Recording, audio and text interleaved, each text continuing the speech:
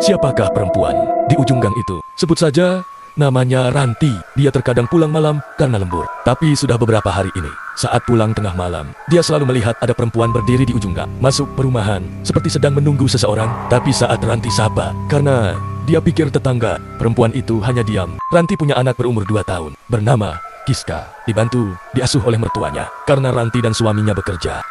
Pada malam itu, jam 2 malam, Ranti terbangun karena ada yang mengetuk pintu. Ternyata perempuan yang dia temui di ujung gang. Ranti membuka pintu, tapi perempuan itu aneh, memaksa melihat anak Ranti. Saat mertua lelakinya keluar kamar, tiba-tiba perempuan itu menghilang. Ranti pikir dia kabur. Sejak kejadian perempuan itu datang, Ranti jadi aneh. Tubuhnya tiba-tiba ada luka seperti terbakar. Terkadang di kamar bayi juga tercium bau gosong. Apalagi hari ini, Ranti seperti orang kesurupan, berteriak dan bahkan hendak mencelakai anggota keluarga. Kecuali bayinya sendiri. Seorang pemuda bertamu, namanya Adit. Dia adalah pemuda yang mampu melihat hal gaib. Dia mendengar kabar ini dari temannya yang tinggal di daerah itu. Dia datang untuk membantu, tapi baru saja dipersilahkan masuk. Adit sudah mencium bau gosong. Niat baik Adit diterima keluarga.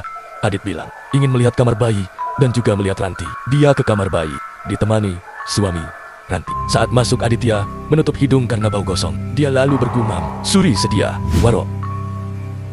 Suri Sedia Warok adalah membawa mati yang hidup dengan cara menempel pada tubuhnya. Roh ini biasanya masuk ke dalam tubuh dengan cara diizinkan baik, secara sengaja ataupun tidak sengaja. Suami Ranti jadi ingat kalau kemarin itu saat Ranti bilang ada perempuan datang jam 2 pagi. Ranti mengizinkannya masuk. Maka Adit semakin yakin kalau roh ini memang diizinkan masuk secara tak sengaja. Cara mengusir hantu itu adalah dengan memintanya keluar dari tubuh Ranti. Tapi untuk membujuknya keluar, aku harus tahu apa yang menjadi alasan roh itu penasaran dan akhirnya merasuki tubuh Ranti. Adit meminta suami Ranti untuk mengadakan ritual diadakan. Ranti diikat karena Adit perlu bicara dengan roh perempuan yang merasukinya. Dengan tenang, Adit harus memaksa perempuan itu bicara dan memberitahu apa masalahnya. Hingga menjadi roh penasaran, mereka harus membantu menyelesaikan masalahnya roh itu agar dia keluar dari tubuh Ranti.